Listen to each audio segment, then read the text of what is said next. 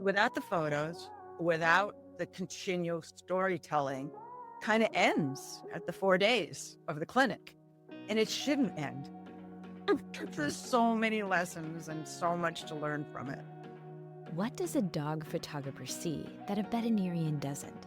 After years of embedding herself in shelters, clinics, and spay and neuter missions around the world, and learning to be, as she puts it, as invisible as possible, but as observant as possible, Mindy Dutka might have the most honest answer to that question you've ever heard.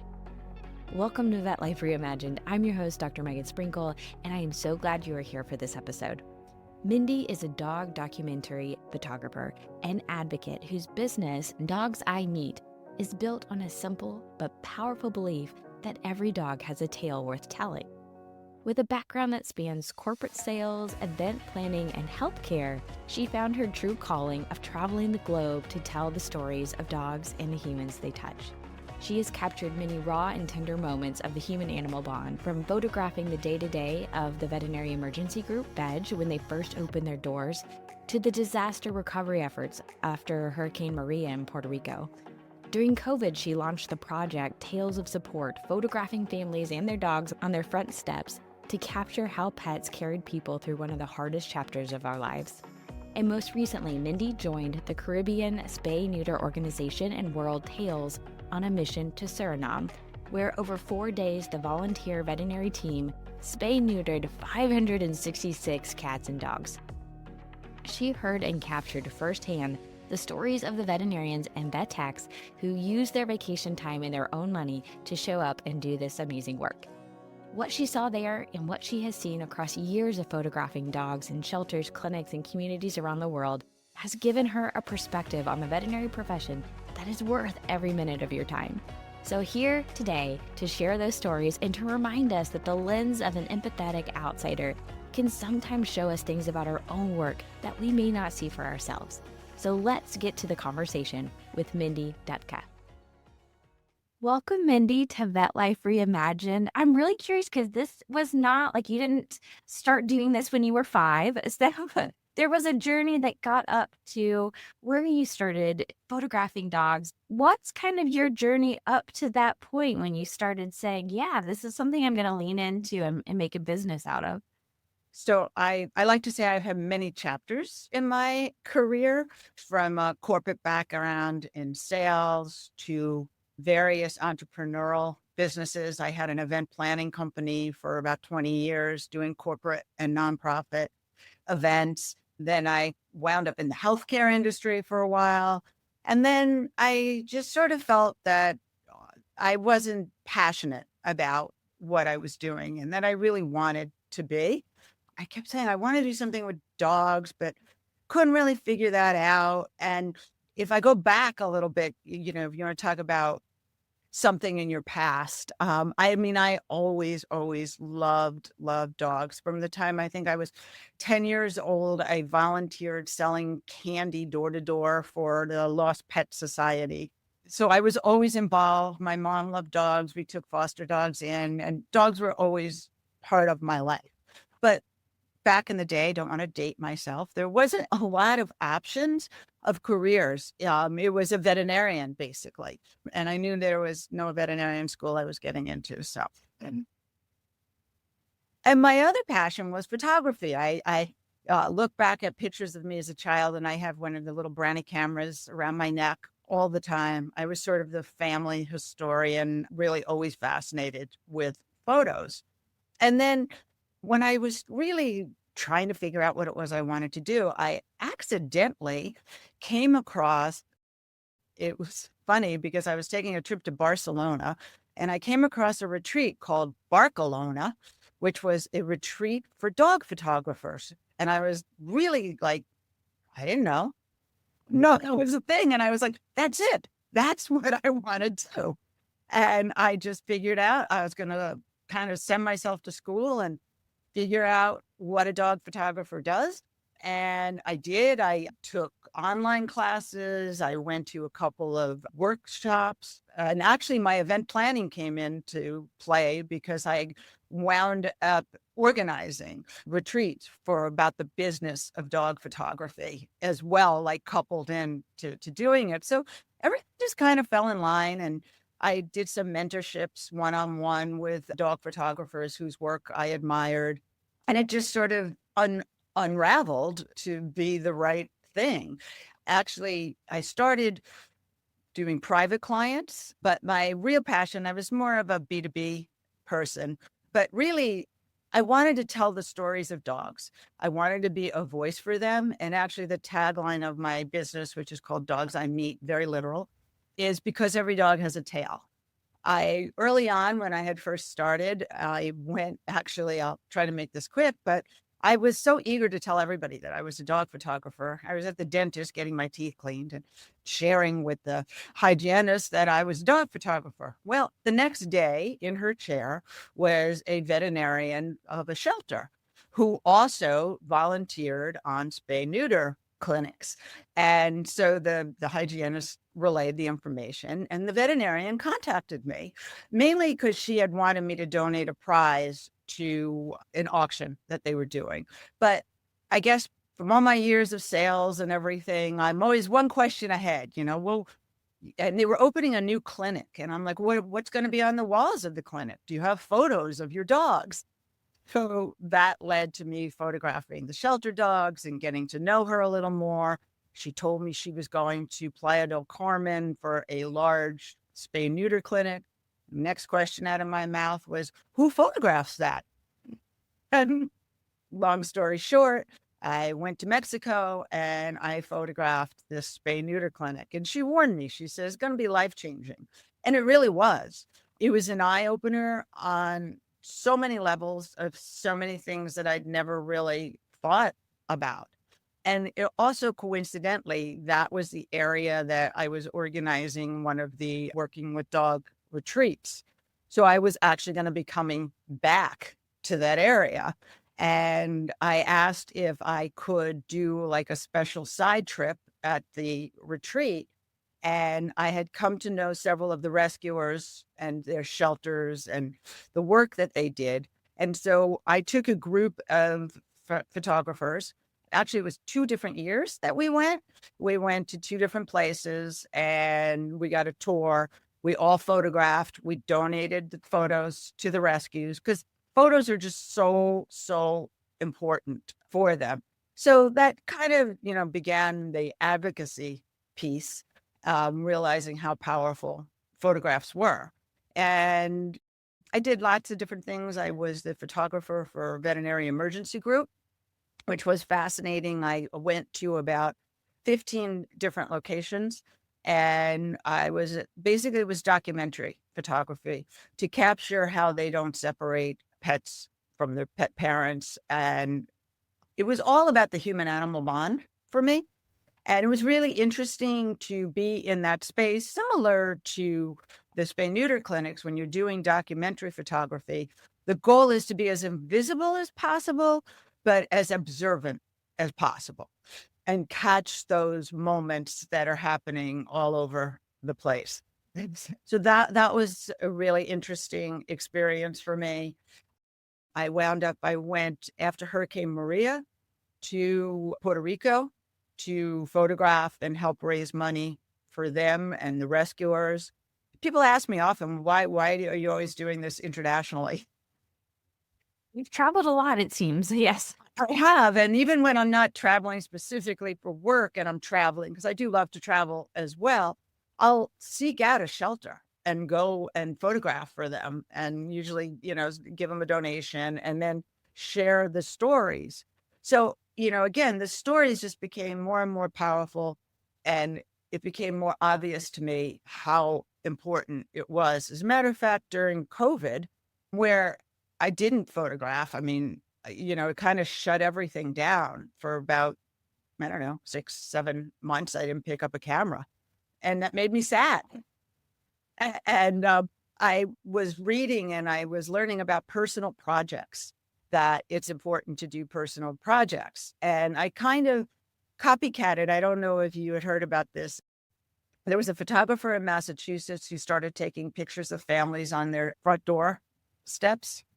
I actually started one, and it was, I think, front pooch steps. Oh. And I partnered up with a rescue, and I called it Tales of Support. It was a lifeline for me. And, I raised money and it got me out there because I used a telephoto lens and, everybody was sort of far apart and the families loved doing it. And it was great. And that also gave me content at the time. And I started spending more time on LinkedIn. And, that's why I wound up networking a lot. And the industry was changing and growing. And also, I find it a very community, the pet space, more so than a lot of other industries, which was, I really like that a lot. And for me, I'm always happy. Like I'm a connector. So I enjoy connecting people. It's always about anything that can help the dogs. So there's not that feeling of what are you going to do for me, and I think that's universal. That's what I've seen with so many different entrepreneurs and businesses and brands that I've met. And then my business just sort of evolved. I started working for brands and photographing for that. But I try very hard to marry cause marketing with the brands. It's easy to say, oh, I donate a percentage, but what actually is that? Right. So I started doing things like using shelter dogs as the models, and built into the fee was a donation that, went to the shelters. So shelters have their own social media and network. So it's a win-win for everybody. The dogs get photographed, the shelters pushing out the brands, advertising and promotion basically, and the brands are doing good. So that's just one type of program that I did. And recently, again, I've done a lot of the spay neuter clinics. Really, I mean, first of all, I'm so passionate about how important spay neuter is and education for spay neuter.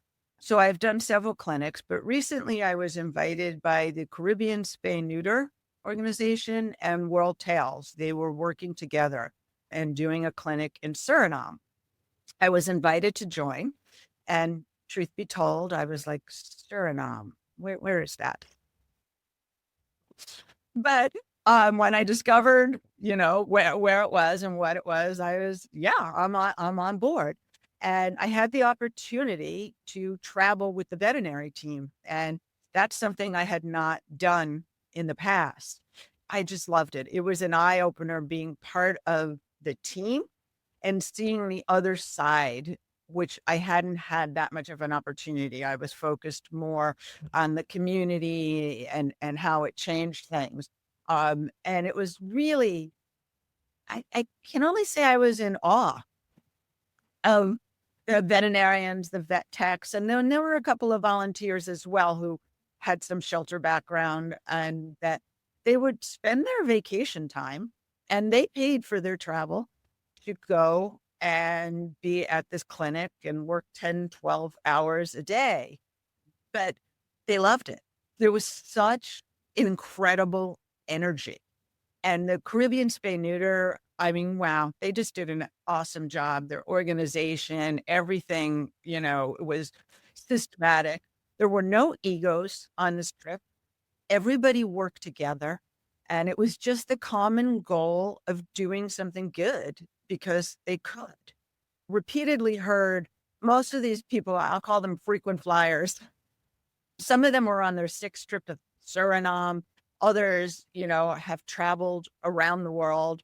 And I interviewed many of them. They talked about how it's like it gets in your blood to do these. And that even when they're burned out, this rejuvenates them. That it's the most fun that they have doing surgery. Over 4 days, they spay neutered 566 cats and dogs.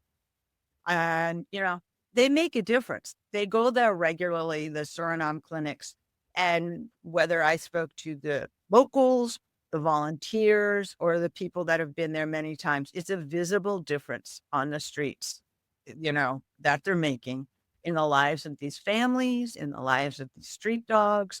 So it was just really incredible. And I felt so I feel about all of it, that these stories are so important and they need to be told.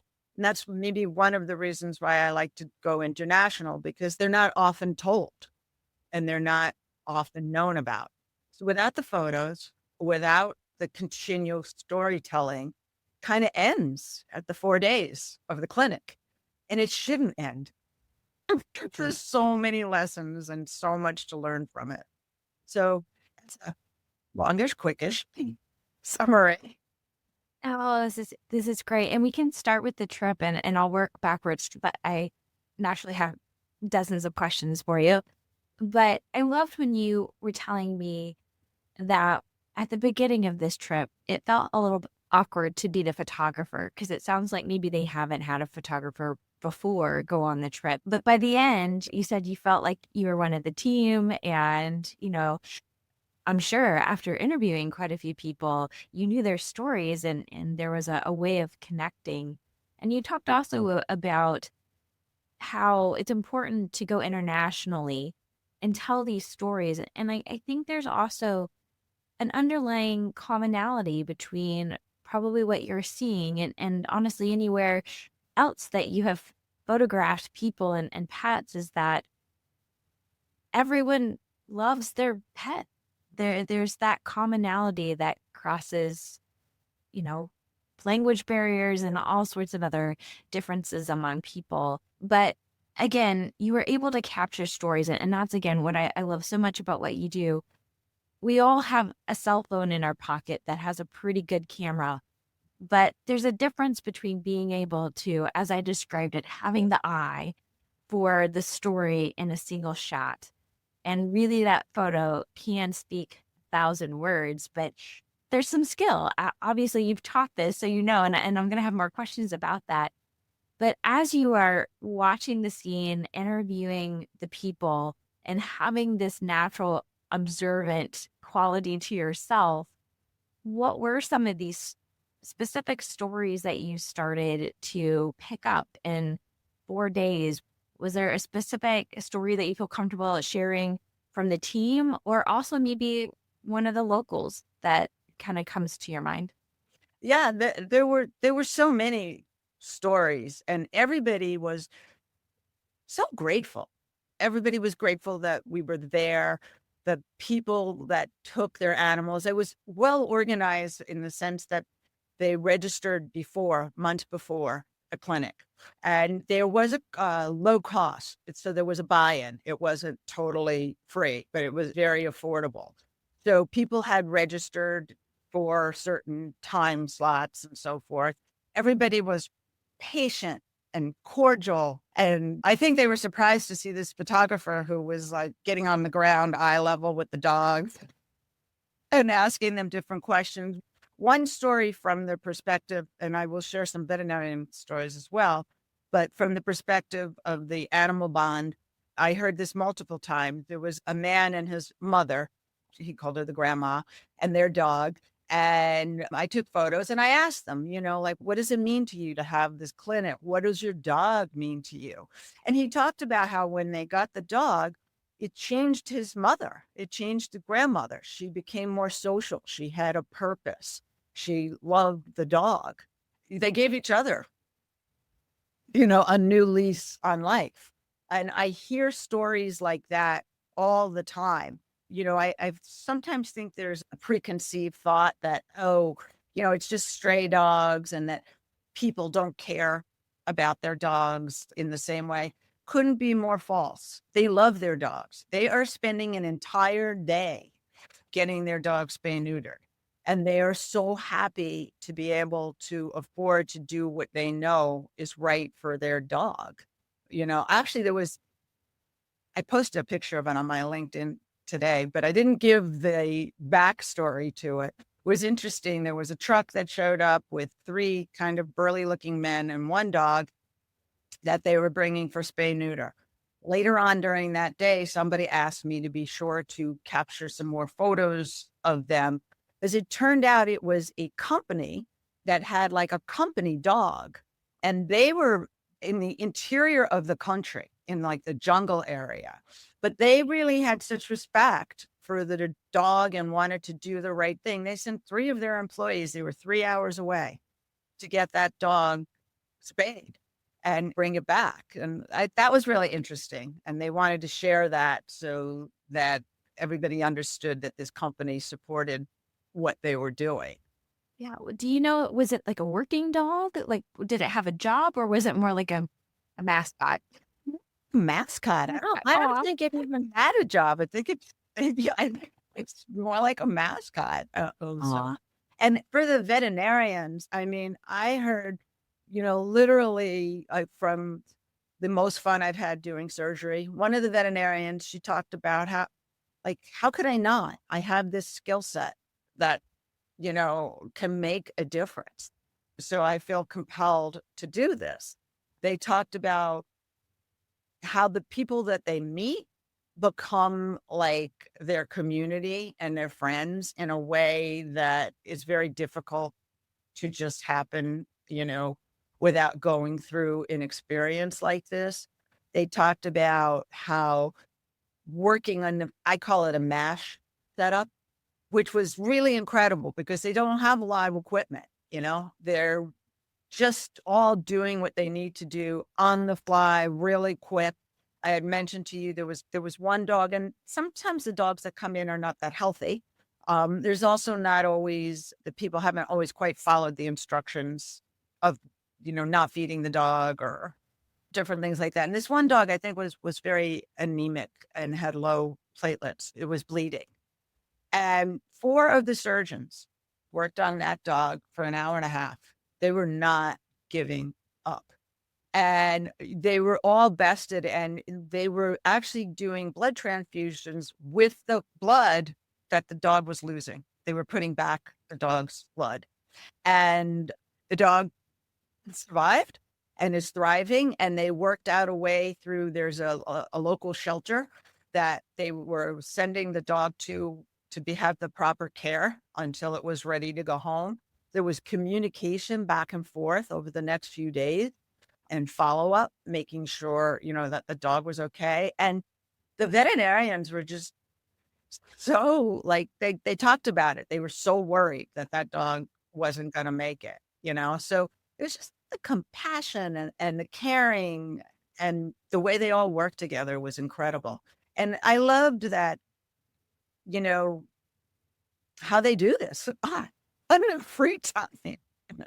And yet how they thrive by doing it. Another interesting thing was the setup day. There was a introduction where everybody sort of stood in a circle and they were asked what their superpower was. Repeatedly in different forms, I heard, I thrive on chaos. And there was no chaos. It was all very systematic and working together, but it was the adrenaline that they were talking about. And that was interesting. Yes. So you had mentioned that you were one of I guess, the first photographer for the Veterinary Emergency Group, when they first started. I think you said around 2019. And I admire that perspective of seeing the value of capturing the story with photos and bringing you into the picture to document those moments and to communicate kind of expectations for the clinic. But how would you explain the difference from photographing, that situation, whether maybe it was the employees' pets or the pictures for that clinic, and what you are seeing and photographing when you are on a spay-neuter trip like the one you're describing? Similar, because after COVID, it was a little different. But before COVID, I was just in there as a documentary. I actually was in the OR. I photographed all kinds of things. And sadly, I photographed the end of life where the people were knowing that soon, that was it. And there was one where actually in veg, the cages are large. And a lot of times the veterinarians or vet techs will sit in the cages with the people if they needed to be caged. And there was one that stands out. It was a woman who had climbed into the cage, with the dog. And I photographed that. I did not photograph the man afterwards crying, like a big burly man who, just cried. And sometimes there's that line where some things shouldn't be photographed and some things should.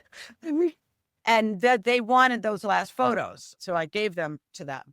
So it was that being invisible and watching these intense situations, both emotionally and medically, and not getting in the way, yet getting in the way enough to get the shot. And I mean, I guess I have some of that same thriving on the adrenaline, Sounds like it. you know. And then also to, just sort of spend time and see things that I would never have the opportunity to see. It was really a really interesting experience for me, just to watch all the different ways everything unfolded and to be able to photograph that. Yeah.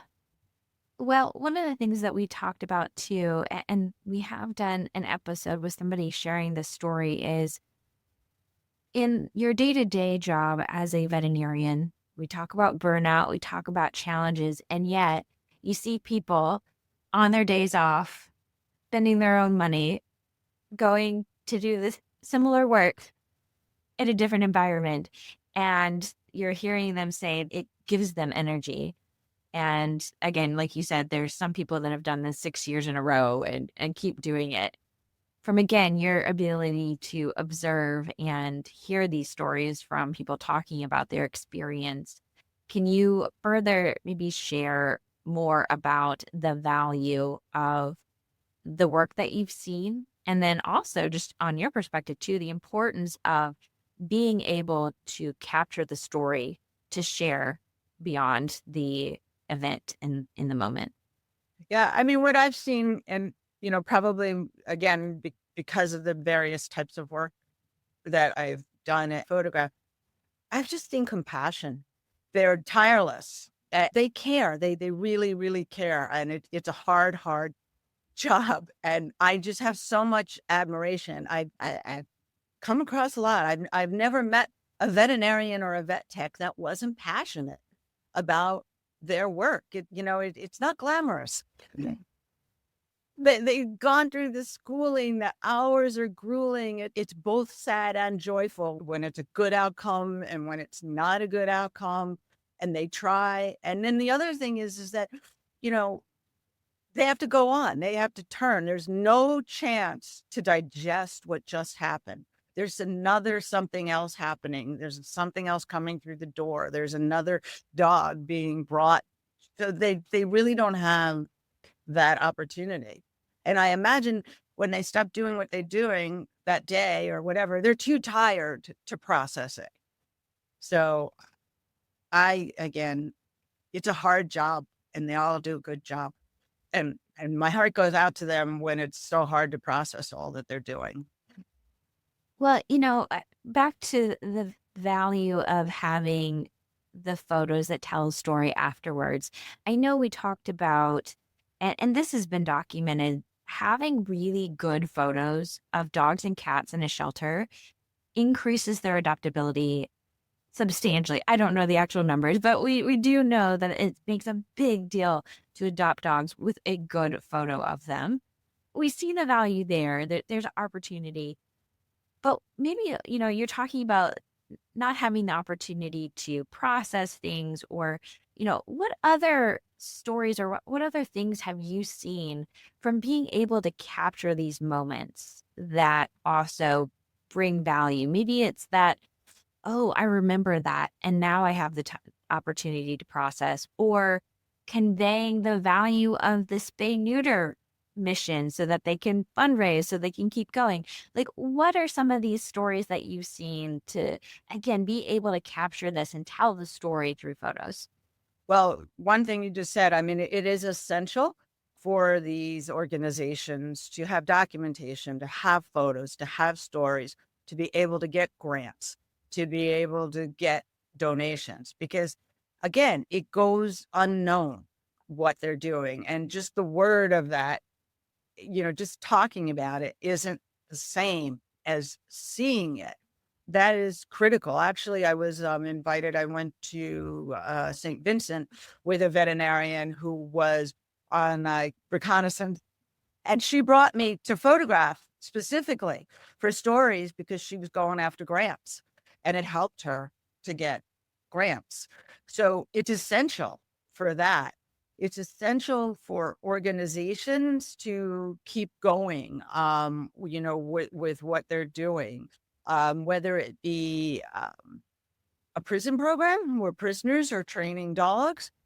I mean, there are so many wonderful programs and endless things to the wonders of dogs and what they do. Even cats. I did some work for an organization that was for young adults and teenagers that had emotional assistant dogs and cats, and how, it helped them. And they would help somebody either if they needed to pay for an adoption or there was a landlord trying to get rid of the animal, they would advocate for them. And I photographed a girl and her cat and, captured her story of what it meant to her and how now that she has someone that she has to care for, she gets out of bed, she goes to work. She doesn't spend all of her time thinking about herself. She thinks about the cat.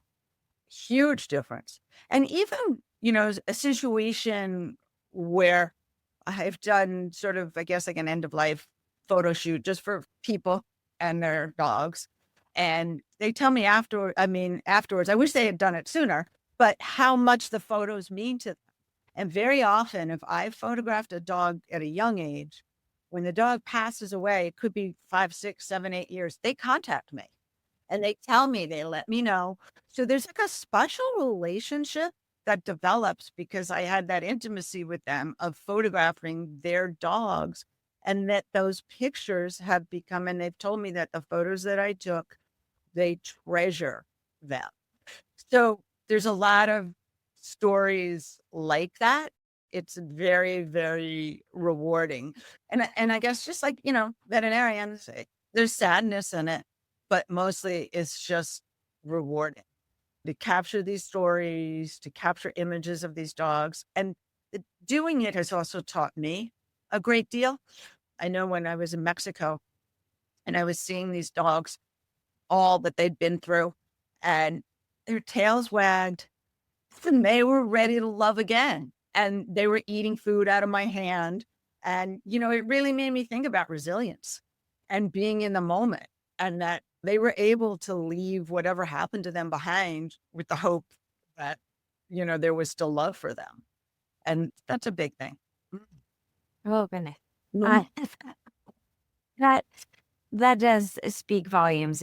And when we look at these animals that, again, just have so much room for love in their hearts, it makes us all better human beings when we see this and we can work towards it. So, what a neat opportunity to be able to look at these situations through your eyes and see that and be able to capture that, to let other people keep remembering that, because I think there's times that it's very easy to forget those things. So thank you so much. So I kind of have like a fun tactical question, because you said you teach how to do dog photography without doing your entire course, because I'm sure there's many, many things. What is really unique? What do you have to understand that's special about specifically photographing dogs compared to any other type of photography or documentary photography? Well, one thing, less so with a hospital or a spay-neuter situation, but you want to make a connection with the dog because it's scary for them, particularly if you're using a large camera with a lens. It looks like that's your face, and they're like, "What's going on?" There, good perspective. So generally, when I can, I spend a little bit of time conditioning with the dog and sitting there and making contact with them, clicking the camera on the ground, giving them a treat when they hear that. I go on the dog's time. And you don't always have those opportunities in different situations, but when you can, that's very important. And it's important to, you know, I don't take photos of dogs that look scared and are shaking. I don't put them into situations like that. And if they need a break. So it's very much on their time. A couple of quick tips is you want to be on their level. We call it owner photos, where you look down at the dog, because that's from the owners, or not, they're human is what I like to call them, versus they're their owner. But when you capture a dog from that's not their viewpoint of the world. So you want to be on the same level. And there's another saying that, like, you can't get low enough unless you're photographing a Great Dane or something. But which is what I have is, but you really, really want to be on the same level to get the dog's perspective of what they are seeing. And you're going for the eye. That's where your focus is generally, because it's like humans, the eyes, and boy, they can really tell stories with their eyes. That's the focus that you're going for. And those are just a few tips that everybody sort of forgets. And one other small one is, if you're using your iPhone, clean the lenses. Nobody ever thinks about cleaning those 3 or 2 lenses on the back. That phone's in your pocket, it's everywhere, and it's no different than a regular camera. It's really important to clean the lenses. And people are like, oh, I didn't know you were supposed to do that. So, another thing, if you can, is someone over your shoulder, right behind you. I always have people that stand to my side, and I'm like, no. So that the dog, is looking at you. And I do have a secret sauce. I don't have one here, but it's the squeaker that is inside of the toys. You can actually buy bags of these squeakers.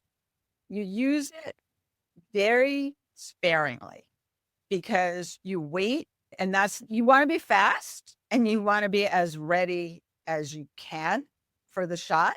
And when you got your finger and you're ready, whether it's your camera, your iPhone, you're ready to hit that button, squeak. And that's a lot of times how you get that. Oh, that helps. Yes. Look, but not a squeak. That, won't take long until they're not interested in that. And then that's also knowing the dog. Some dogs that doesn't work. If I squeak, they come at it. Or some dogs, the squeaks scares them. So you really kind of want to read your audience and adapt yourself to what's happening. Those are great and easy things that we can start implementing and making better photos going forward. So one last question I have for you, and because you're able to capture so many different stories of dogs, and this might be a really hard question. So whichever one comes first to your mind, what is a particular dog that you've met that just its story continues to stay with you? Just one of your favorite ones. There are so many, but one of them was more the story of how everything evolved. When I first started, and it was dogs I meet, there's someone called, he's very famous now, Brandon Stanton from Humans of New York. Okay. Okay, so, and he started about 10 years ago, maybe 11 or 12, a couple of years before I started. And I lived in New York at the time. This will make sense when I keep going. And he just wanted to take photos, and he went around New York and asked people to take photos. And then ultimately he started telling their stories. And I was like, wow, that's awesome. I want to do that with dogs. So that was sort of how I started, was thinking I would just go up and take pictures of dogs on the streets and ask people, questions about it. And then ultimately it evolved to, I left my job and I was starting it as a career. And I was in New York in Central Park, just kind of looking for dogs to photograph. There was an older gentleman with 2 dogs. One of the dogs was in a wheelchair, and the other one was obviously was actually deaf. And I kind of chased after him and said, take a picture of your dog. And he was just a lovely man. And he wound up taking a couple of pictures of me, photographing the dogs. And I said, if you give me your email, I'm happy to send you the photos. So I did.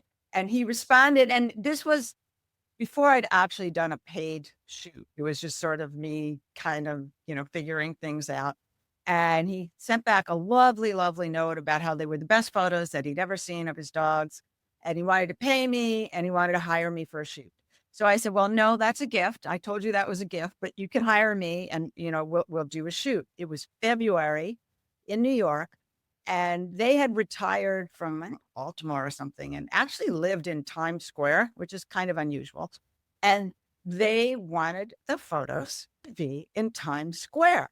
So I was like, this is great. I got a dog in a wheelchair. I have a deaf dog that can't respond to sounds in Times Square, and it's 20 degrees. The stars aligned. I got there at 7 a.m. Times Square was empty. I have photos of the dogs sitting in between with, the middle of Times Square. They were thrilled. They loved those photos. And it was like the universe telling me I was on the right track.